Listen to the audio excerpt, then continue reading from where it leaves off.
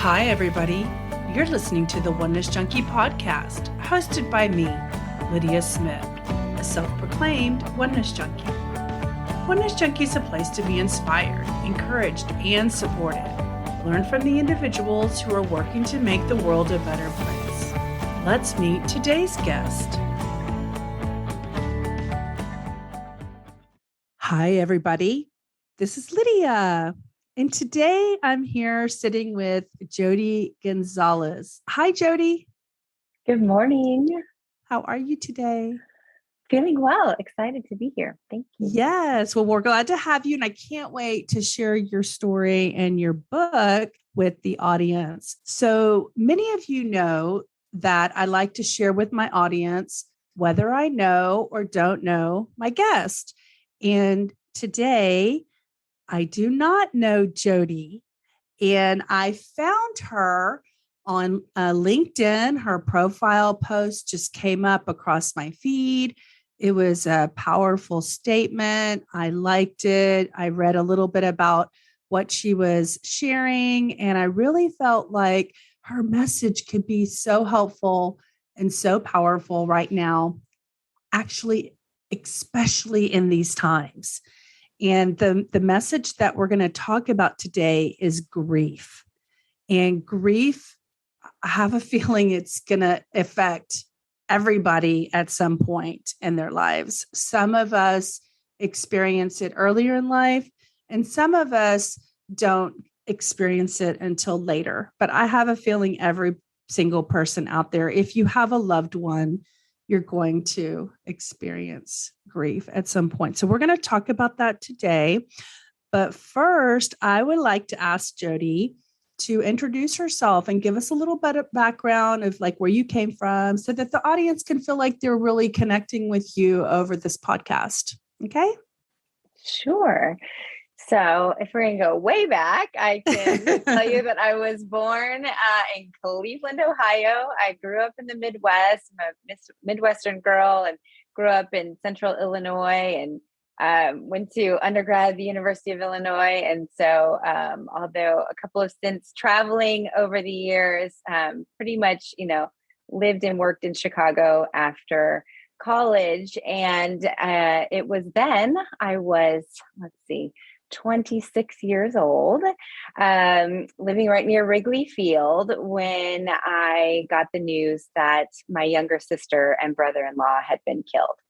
And so that really just shifted like the whole trajectory of my life. And, at the time I was living downtown Chicago and working at a department store. I was an executive assistant at Saks Fifth Avenue and really just, living that 20s life with all my friends and just had no context for what was happening, and now being a grief professional that I am, we talk about like, it just shatters like your assumptive world. It shatters everything that and that's really where I found myself. So my sister, Jamie and Andy, they were 2 weeks from getting out of the military. He was in the Air Force and they were going to be moving into my apartment with me in Chicago. And so, in the immediate, like I couldn't even live in my apartment anymore. I couldn't, their rent check arrived in the mail. They had already paid their first rent check. And so everything had to shift and I didn't even know how to exist. So, that was really where this story for me began. And I always say, like, we don't learn this in school. Nobody teaches us how to live after a loss like that. Or trauma. So or trauma. And so I just had to figure it out. And so, I'll probably talk more, throughout just about kind of what I recognized later was my trauma in this whole experience. But, it's been a long road and I talk a lot about the journey and that's because it is never ending. Grief is a lifelong experience. And so for me, no matter how long and now it's been, I guess if I do the math, 18 years, they were killed in 2004. And I'm still learning and I'm still growing and I still struggle. And And so I think for me, it's really about allowing others to tell their story. And that's how I've come to this work, and why it's so important to me is that, we have to have a place to do that, and for me back then it was like, any bar stool where I could pull up and, tell somebody what happened. But sadly, my friends didn't know what to do. We were in our mid-20s, they didn't know how to deal with me. And so it was often just random strangers who I would talk to and share with. And sometimes that is where we can find support. And so, it's so important to me that we have opportunities to talk about it. Absolutely. So basically, like what you're describing, I mean, your world just gets upside down in that moment, and you really, like, everything you have planned gets derailed, right? And so how long from the point of the incident or the death did you decide to go to school to get your license? Well, a couple of my friends would tell you it was probably like immediately after. I had a friend at the time who was a social worker, a friend who was a licensed marriage and family therapist. And like within, I don't know, probably a week or two, I was like, I'm going to be a grief counselor. And they're like, whoa, whoa, whoa. Wow. Yeah. Slow down. You're still very much in a trauma reaction. Well, you were trying to find a pathway to make sense of it, right? To make it matter. I had to do something. And yes, and I'm like an action, I need, that's very much how I was back then. Like I needed to take action. And so it was actually a fairly short turnaround timeline. Yeah. So I, probably started researching it within the year, and I still don't understand, because in grief, those of you who have and or are currently walking that path of acute grief, I mean, your cognitive abilities are significantly impaired. And so I still look back like now as a professional, think, how in the world did I study for a statistics exam? I had to take a placement exam. Wow. Even a year after my everything's fuzzy. And so, so they were killed in 2004, and I graduated with my master's in social work in 2008. So yeah, it was a 2-year program. So within 2 years I started. I wonder if the brain just knows how to compartmentalize things to keep you alive and surviving, There's so much about neurobiology and trauma, and I'm not even going to try to go there. That's certainly not my expertise, but how I describe it to people is, particularly in the very beginning phase, our brains just shut down, so that we can begin to even process that. And so that's where so many people describe, I was numb, everything was a fog, and then memory is completely, compromised in that time. And so it really does, our brain protects us from this thing that is so unthinkable and unimaginable, and just slows everything down. And that, affects everything. And since we're having a conversation about it, because you and I discussed talking interchangeably with your book, and, we have this shared experience of, I experienced, the death of my sister at 21 years old. So I was within my 20s like you. And I'm just remembering as you're talking, my situation is my thing was such a shock because it was unexpected, and I was present, like it happened right in front of me. And my mom was telling me that it's been 30 years, by the way, for me. And my mom was telling me how she orchestrated a funeral in 2 days because I had 4 Italians coming from Italy to stay with me at our house in our home in Houston. And we this was before cell phones. They were already in New York. We had no way of calling them and telling them don't come. So we decided to go ahead and just function and host them. And I remember the other day, it's weird. I think it was when I was reading your book, I was thinking back about my situation. And I remember, we had to pick him up at the airport and we had our normal greetings and everything. And so as you're talking right now, I'm thinking how I had to function. I had to take care of my responsibilities, and I put grief on hold, right? Because within 2 days after her funeral, we hosted them for a week. And then when they left, when everything fell apart for me. But I was thinking about what were they thinking? Like, how could Lydia, they're probably wondering, because they were in their 20s too. How could Lydia go to the museum or go to the bar or go wherever I was taking them for their visit to Houston? We went to Galveston, I'm sure I had laughter and some moments with them where I wasn't crying. I didn't use them as a tool. I wanted them to have their good vacation experience. And then I turned on the grief management after they left.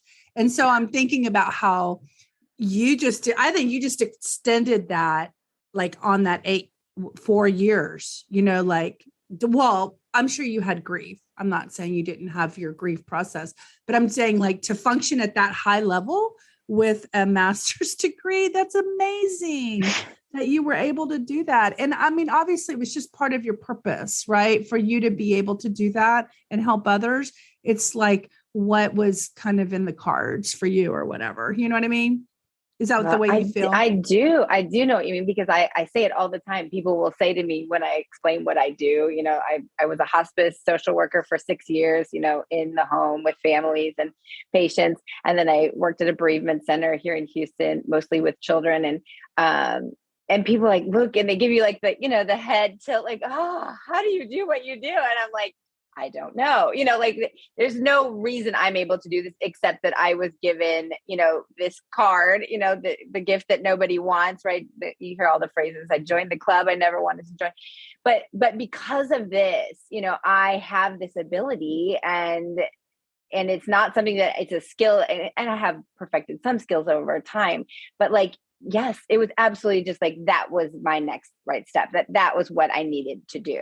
That being an executive assistant in a department store was literally like not even a possibility anymore. Right. That I had to do something meaningful. And I'm sure your life is so much more fulfilling, right? It's hard, it's hard doing this work. And the reason why my life is fulfilling is because everything means more. Like every experience, is like, I still remember in those years right after, I ended up leaving Chicago, and my parents were in Houston, which is how I ended up here. And so I came down under the guise of like, oh, I need to take care of my parents, right? And so I ended up getting a job here at the Galleria. They just transferred me, and I would drive really far from North Houston every day. And that was my time, right? And I would just listen to really bad country music and just process, in my mind. And that was really, the time for me to begin to do that. So Jodie, let's talk about the book that you wrote. First of all, congratulations, because writing a book's a pretty big deal. Thank you. Did it feel like a big deal when you did it? To be honest, it did not. It was such, the way You're I describe amazing. It is, no, I'm not amazing. Just listen. You have to listen to the backstory. But I was working full time as a director of community education during the day. We were actually all at home, so I was working from home during the pandemic. And I think so many of us helpers felt so just absolutely helpless at that point, when there was so much loss, there was so much grief, and we knew that the mental health field was becoming taxed. And I just looked at this as my way. I really needed a way to help support people in that moment. And so the one thing I do when I feel overwhelmed or stressed or there's a huge challenge is to write. And so I literally just started writing. And so it didn't even feel like I didn't really set out. I said, oh, I think I'm just going to start writing this workbook. And it just That's went. amazing. And I literally rented an Airbnb for a weekend, I went by myself, and over the course of the winter in a spiral notebook, because I'm old school, I just scribbled it all out and Wow. then spent the next several months editing it. But it was not hard because I think when you sit down and think, I want to write a book, that would have been very overwhelming to me. I probably would have said, well, let's say I have been writing a memoir for 18 years. So yes, that's a whole nother thing. But because again, I was so driven by this need to be supportive or use my wisdom in a meaningful way that it just came out. And I was really surprised. Sometimes even when I flip back and I reference it with a client, I'm still always in awe of the things that came, but it really is just my, almost 2 decades of personal and then a lot of professional experience, but just a lot of mistakes that I made in my own grief. And I hope it comes across as realistic. And I think that that's where it was more natural, because if I was just a clinician writing a textbook, that's one thing, but this came from just, I think, my The guts. heart. I mean, that was from, my really hard years of suffering as well. Yeah. Well, I want to compliment you because, first of all, the name of the book is The Healing Tree, and it's a guidebook for navigating grief by Jodie Gonzalez, LCSW, licensed clinical social worker. And the cover, y'all can't see it, but the cover is just gorgeous. It's looks like a Texas country sunset. Wait, is that the east? It almost looks like sunrise. I can't tell, but the sun is coming through and it looks like a majestic oak tree, but it's basically the reference of a shade tree, where you'll learn from the book why a shade tree is valuable. So, do you want to give them so I started it, and I'm actually to be honest with you, I'm actually really excited to do it because I want to see if 30 years later, if there's any unfinished business that can be revealed that, may be hidden, that never got excavated. Because I did a lot of my own, therapy and even energy healing work and stuff like that, which I've had new breakthroughs even later in life, after the 20 years. So I did want to, one of the questions I wanted to, after reading the book, I wanted to share with you is, in your experience, do you feel like, because you mentioned whether you're 2 months out, 2 years out, or 20 years out from the incident, do you feel like, or have you heard that even people maybe, like my mom, 30 years later, she was planning that funeral. I'm not sure she really grieved, I kind of wonder if she really did ever grieve, because I never saw it, know? So well, I just wonder if you, have an experience. Yeah. Well, it's a really good question, because when I wrote the book, I really just pictured it for people within the first few years. But when I sent out about 15 drafts of the book to bereaved people, and 2 of those, one was a colleague who her husband was killed 20 years prior to her doing the book. And I also gave the book to my father, whose daughter was killed. And at the time it would have been 16 or 17 years ago. And it was unbelievable, the feedback that I got from the 2 of them, And so my colleague, she did it cover to cover. She said it was all the things she never did then, because she had 2 small children and she just had to go, life was going, she had to do life. And she herself, like you said, has done a lot of work, but she said she never was really a writer. She never really wrote. She journaled a little bit here and there, but she said the power in the writing and the ability and I always call it that heart to hand connection, that ability for us to get just to the heart of our experience, even decades later, is really unbelievable. And then when I spoke to my dad about it, he, who didn't do the whole book, because he said by the time he got to the second or third chapter, he was really activated. I mean, he was really having triggered. And my dad, who also had, PTSD and things like that.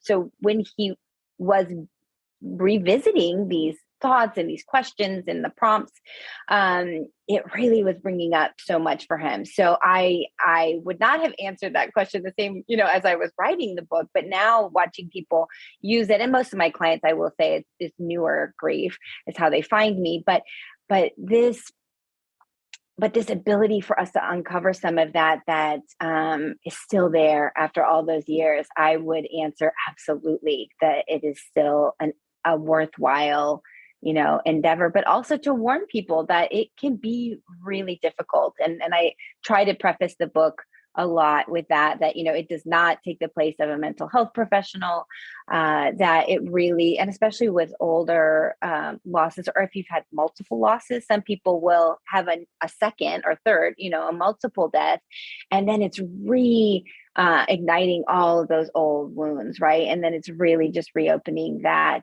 that experience of grief in a different way, a layered way. And so just to also be gentle with yourself and use caution. And I think there's a way to go into our grief. I give an exercise in the book of the safe place. There's a way to go into those really difficult, sometimes traumatic experiences in a way that feels safe and have a way to pull ourselves back out. And so being able to use some of those tools I introduce in the book, I think is imperative when we're doing this work. And I call it work. Yeah, I really like your idea of pairing the book work as a guide workbook with the guides at your center, and do y'all obviously, you're licensed for Texas. So can anyone in Texas work with you or your team from Zoom who might want to get the book and need like a couple of sessions just to feel like they committed to getting that work done, with a helping hand? Yeah. So that's a great question. So it really goes, I think it speaks to my philosophy on grief support, because I really don't think that people need a therapist. For most people, unless you had, a mental health diagnosis prior, or there's, significant, trauma involved, that for most people, we just need somebody who understands. And so although I am a licensed clinical social worker, I do not act as a therapist in my program. And so we do an 8-week grief guidance program, and that goes along with the chapters in the book. And so if someone, and the book can stand alone, you can do it independently, but if someone wanted that support, we do cycles of our program throughout the year. And it's really I love this concept. Alan Wolfelt introduced this concept of companioning. And that's really what I feel, that I am just this companion alongside on the journey, because I believe that everyone's grief experience, they're the expert on their own experience, because everyone's relationship to the person who died is so unique. And therefore their grief experience is going to be completely different, from anyone else's. So whereas I do know a lot about what is I'm using air quotes for those of you listening, normal, because it certainly doesn't feel normal, but a normal grief response, because when we can understand that, although it honestly feels like you're going crazy, and I have so many people over the years tell me, like, I just feel like I'm going crazy, that is, again, just a part of that journey, a part of that process, and it can be normal. But again, I am there as a guide. Right now, my husband is another guide. He also provides services in Spanish, so we're able to do bilingual that's great. Program. And we're looking to bring in another team member as well. And so again, although we all have either master's level education and or a license, you're right, our license is only, to our state. But again, I am not a therapist. Nor did I want to be. Although I have this title, I never wanted to be, a therapist. Okay. So with that said, does that mean that if you're not doing your licensed social work type therapy, but you're being a guide to the book that you wrote. Does that mean you could do it to anyone in the United States or the world? Yeah, okay, anywhere. good. And that's why we do it on Zoom. Yeah. I want the listeners to know, like, if you're in Minnesota, you can have a guide through, and you're not, calling your clinic like a therapy clinic or whatever the terms would be. We're not counseling. Yeah. And so what is it called? Bereavement? Yeah. So we're JAW Grief Services, and JAW stands for Jamie and Andy Healing, and really just which is the name. Hold on. Which is the name of your sister and your brother-in-law who passed away. Okay. Yeah. Go ahead. And so really offering support. And I am a firm believer that if I am not the right fit, I do an initial assessment with any potential clients. And if they would be better suited to counseling, I would, refer them to counseling as opposed to our program at that point. And also there are clients who we do 8 weeks together and they really are in a place where some individual counseling after that is, I think advisable. And so I will always make a recommendation if maybe that would be the best fit for them, or perhaps it's a support group or, an online program, but really making sure that once we complete our time, that there is ongoing support in some way that feels, healing to that individual. Yeah, that's great. So we have about 10 more minutes. Let's talk a little bit about your layout of the book. I find it really interesting how you created the chapters. And I think it's interesting to let the reason I'm focusing so much on this book is because you're right. People are hurting, they're grieving, but maybe they can't afford a guide. You just gave them a $20 option to help them as an extension, because that's how much the book costs. Is it actually on Amazon and places like that? Okay. It's on Amazon. Yeah. So you're giving people a $20 option to work through their grief. And you know what? I mean, maybe if you're a family who's grieving and you don't have money to afford a personal guide, maybe you and your family members get together and work through the workbook together. And then you have a small circle, one night a week or whatever. And that way y'all can be on the same page and help each other get through, because you all have that common experience, right? Of the loss. I mean, I think that would be a good way, economical way to use your workbook and to work through it. But tell everybody kind of like how you did the chapters and then how there's space for the writing in there. Okay. Sure. So I wanted just to make it super easy, that you didn't have to have this and then another notebook, and so it is laid out like a workbook. And so there are hopefully, sufficient spaces. And again, that was through my draft and my test. I made everyone test it and say, did you have enough space? But at the end of each chapter, there's also reflection pages. And so there's, a big space where you can just write about like, I hated this chapter. It was really hard for me to do this. Or, if you're using it with a therapist, some people already have a therapist, but the therapists aren't always, well experienced in grief and trauma. And so being able for them to utilize this, then they can write down things they want to talk to their therapist about, or just if they need more space. And so, that is spaced out like that. But what I did is really include a lot of mindfulness-based activities. So there are also a lot of opportunities. I call it, break, take a break time, and try to get outside the box. Sometimes there's things for coloring or drawing or, just other ways for us to explore our experiences. It may not just be writing. And so there's, different breathing techniques. I talked about the safe place. And so again, each person's going to connect with something differently. And my goal is that you come out with 1 or 2 tools that are really effective for you, but you at least tried them and know, oh, I did not like that. That did not work for me. And then in the very back, I think my very favorite parts and that's most important is called My Support Plan. And so on the back, it really just lists out like, who is supportive to me? What are the people that I can call?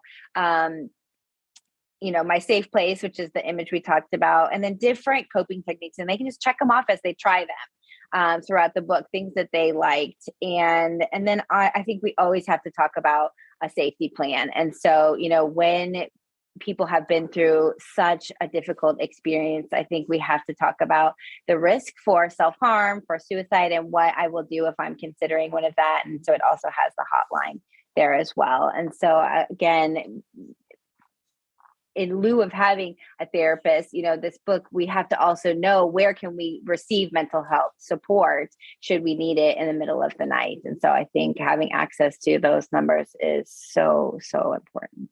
Yeah, you have a back page on page number 93 that's online resources for people who may not even know what. I'm looking at some of these and I'm thinking, wow, so many things have come up in the last 30 years, because Bo's Place existed back in 1991, but a lot of, and like survivors of suicide was something that I was aware of.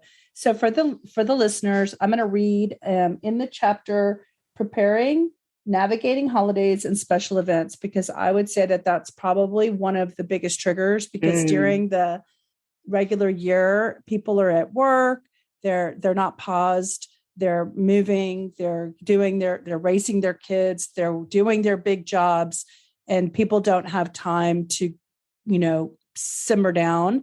And when you have a holiday and all your work is shut down and your children are home and you wish your loved one was able to join you, I would say that's probably over the years, that's where everything kind of you feel it, right? Yes. As a reminder. So you have in this section, I'm going to read some of the things you wrote. So people I will reach out to for emotional support. So basically these are little sections that she created in the workbook to fill in your answers. Okay. So my biggest fears, worries, concerns about this day. So remember, these are holidays and special events like graduation, a wedding. These are big days that you wish your loved ones were there. What I feel I should do on that day. What others think I should do on that day. What I'd really like to do on that day. What I will do on that day. How I will prepare for it. People who can help me accomplish these tasks, ways to manage any waves of grief leading up to the anniversary. And then she gives, her advice, and as the day arrives and the plan doesn't feel right, feel free to change your mind and decide to do something else. And then she gives you direction. In the space below, try writing a letter to yourself as you would a close friend, offering support for the next significant day approaching. You may reflect on special days in the past, if any, and how you navigated those. So I just wanted to give the listeners an opportunity to understand, this is not a book filled with a bunch of gobbledygook that you think everybody should hear. I feel like it's so powerful because you're asking all the questions in order for an individual to have their unique experience with their grief, so that, as you say in the first chapter, your experience is your own. And it's about excavating that experience that lives in your tissues. Have you ever heard people say, you have the issues are in your tissues of the body? Have you ever heard that? Yes, for sure. Yeah. And the body keeps the score. Exactly. Yes. Everybody's talking about that book right now. There's a book out there, guys, called The Body Keeps the Score. I actually bought that on Audible, but I haven't listened to it yet. I only listened to a little bit of it, but I feel like you have to be in the frame of mind, right? It's a hard listen. Yeah, to receive that powerful information. And I'm an energy worker, so I know that the energy lives inside of you. There's a mental, a physical, and an energetic grief that needs to get released from your traumas that you experience. So this is so great. So here, the back page, you say, feeling overwhelmed by the crushing waves of grief, after losing a significant person in your life.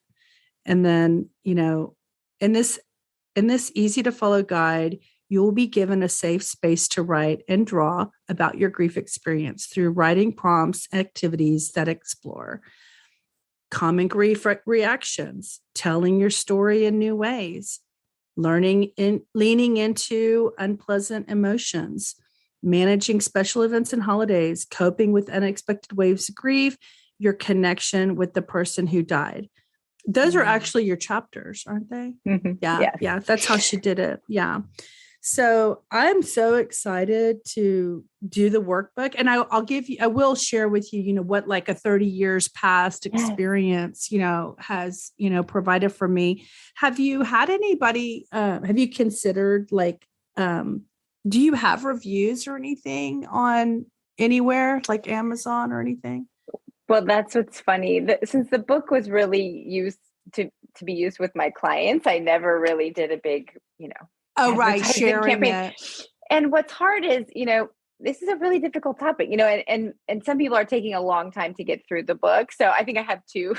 That's two okay. people Well, who reviewed. that's not a judgment. I'm just asking because I will go out for you. I want to share, my experience of it and let other people know that it's accessible for people, because I think it's a great tool. Did you, obviously this was your own inspiration. You wrote this book in 2020, right? During COVID. Are there a lot of grief workbooks out there? I've never researched the topic. So are there that many? There are, and it spans the gamut. A lot of them are particular to a specific type of loss. And so you may have some pregnancy loss journals, specific. There are a lot that are faith-based, and I think that that's another thing is if somebody's looking for, something from a specific faith perspective, there are a lot. But if you're not, and this is written, very secular, but understanding that our spirituality is very much impacted by, the loss of a significant person. And so there is a section in there about that. But it doesn't come from a particular, right. background. But I think, for me, it's being able to access the information in a way that is from your own. And so there are some new workbooks based on books. Megan Devine is amazing and had worked on a documentary that also, my old bereavement center, Bo's Place, also was a part of, and has just had a workbook out. And so there are some more, but I think again, it's what you're drawn to, because again, everyone's grief journey is going to look differently. And so again, mine focuses a lot, again, on writing and mindfulness based, activities. And that may not be a good fit. Some might say, oh, that's not for me. And so I do encourage you to search. I was like, I don't think people go to bookstores anymore, but at least on Amazon, I know there are quite a few, depending what you're looking for. Good. Well, I like to end my episodes by doing something called mirror reflections. Have you heard that? Did you hear? I don't know if I did that to Caitlin or not on the episode that you listened to. And this is a time just to relax, sit back, and receive. You don't have to say anything. You don't have to thank me for my words. Just receive. Just receive my gratitude for, you today and the gift and the light that you are to the world. And so I believe that, spirit, source, universe brings me people into my life that are part of my journey of evolution and growth. And it provides resources, tools that are meant for me, in that time and space. I believe that the universe does that for everybody. I don't think it's, just to me. I'm just sharing that that's my way of feeling grateful for the people that I encounter on my path, And so I'm super appreciative and grateful that, your post came across my feed. I saw it. I saw what you wrote. I connected with it. You were willing to, come and tell your story and share your experience and wisdom with a global audience who can hopefully be helped by the time and the guide and the workbook that you dedicated yourself to wanting to help others by providing it in a book form, and being vulnerable and courageous enough to share your story and your grief story in order to help others. I mean, that's how I see everything that you're doing about, and that's why I wanted to highlight you, because that's what my podcasts are about, highlighting people who use their time and their talents to make the world a better place. And you're definitely doing that. And I appreciate that you're choosing to spend, your 8 hours or 12 hours a day, whatever you spend, to doing this kind of work for people. So thank you for being that light in the world. And, and I'm lucky you're in my city. we may have to go have tea sometime, because we can. Absolutely.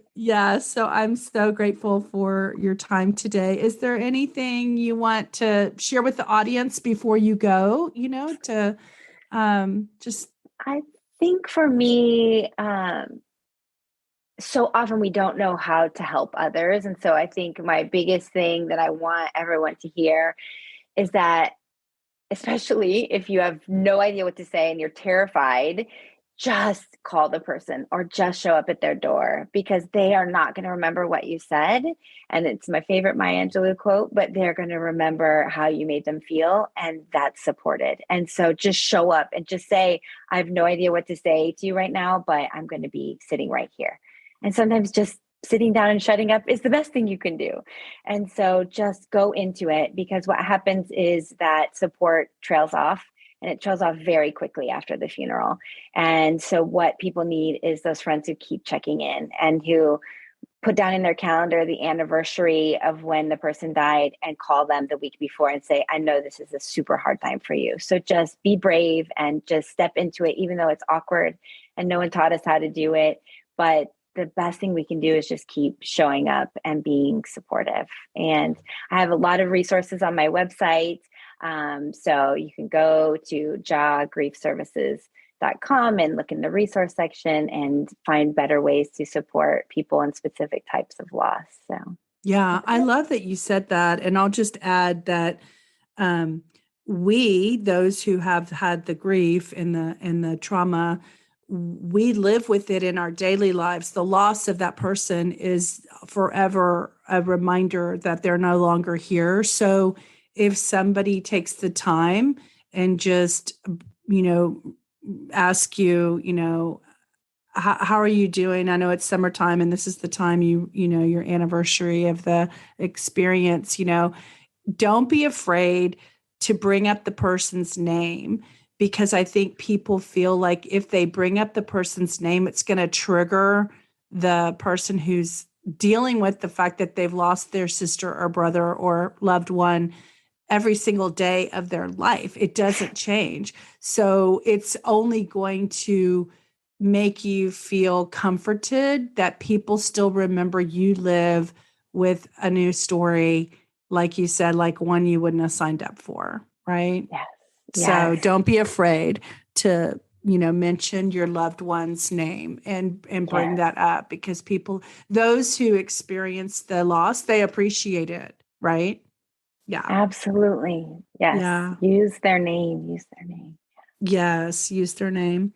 So thank you so much. I look forward to keeping in touch with you, and I hope that you have a wonderful afternoon. And my hope is that anyone who's lost a loved one, whether it's yesterday or 2 months ago or 40 years ago, that they try seeing if the book can provide them any bit of steps towards their the ability to find their joy again and to have even greater levels of joy, right? Because you can never have too much joy in your life. Yes. And I say that in the book, that suffering and joy can coexist.